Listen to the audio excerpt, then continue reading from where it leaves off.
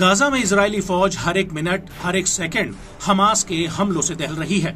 जिस ताकत के साथ इजरायली सेना गाजा में हमास के सफाई के लिए घुसी थी, अब वो ताकत भी कम होती जा रही है और उसका मनोबल भी, क्योंकि गाजा में रफा शहर हमास का इकलौता किला बना हुआ है, जिसे भेदने के लिए आईडीएफ ने रफा पर भी हमला कर दिया था।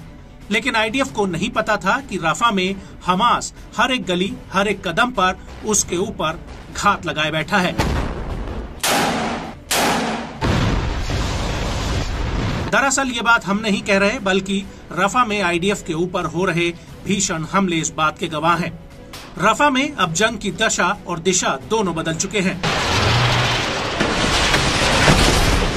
और इसी कड़ी में अब हमास की सैन्य शाखा अल कासिम ब्रिगेड ने आईडीएफ के एयरक्राफ्ट पर एक बड़ा हमला किया है, जिसका उसने एक वीडियो भी जारी किया है। वीडियो में आसमान में एक हेलीकॉप्टर उड़ता हुआ नजर आता है।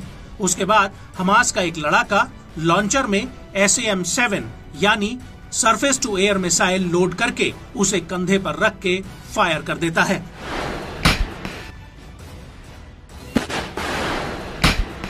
और इस मिसाइल से बचने के लिए आईडीएफ का हेलीकॉप्टर एंटी मिसाइल फ्लेयर्स छोड़ता है ताकि वो इस हमले से बच सके।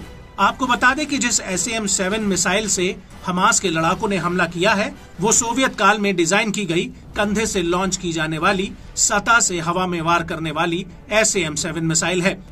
पहली बार 1959 में इसे विकसित किया गया था और पहली बार 1968 में युद्ध में इसे तैनात किया गया था।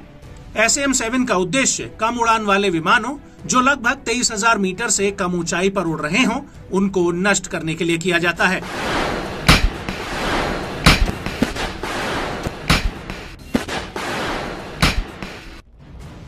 और इसके बाद अल-कुद्स ब्रिगेड ने तो गाजा के भीतर इजरायली सेना की सैन्य चौकियों पर मिसाइलें और बम बरसाए और इस हमले का भी वीडियो सामने आया है, जिसमें साफ दिख रहा है कि कैसे अल-कुद्स के लड़ाके बोरियों में रॉकेट लॉन्चरों को फिट कर रहे हैं और इसी दौरान अल-कुद्स का एक लड़ाका लॉन्चरों में रॉकेट फिट करने लगता है।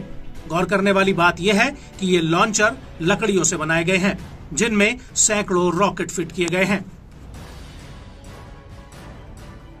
और इसके बाद ये रॉकेट एकाएक फायर होने लगते हैं, जो कभी इस तरफ तो कभी उस तरफ आसमान को चीरते हुए आगे बढ़ते हैं।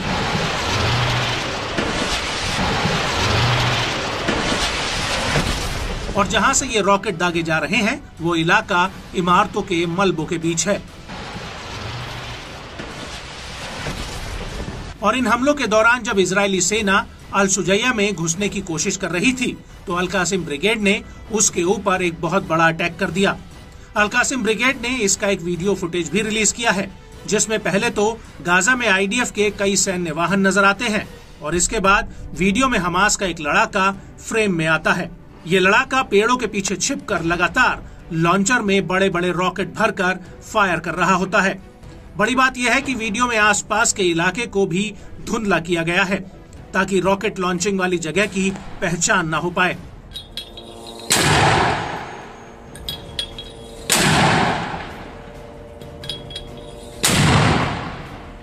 इसके बाद हमास का दूसरा लड़ाका लॉन्चर में रॉकेट भर के ताबड़तोड़ तरीके से फायर करने लगता है।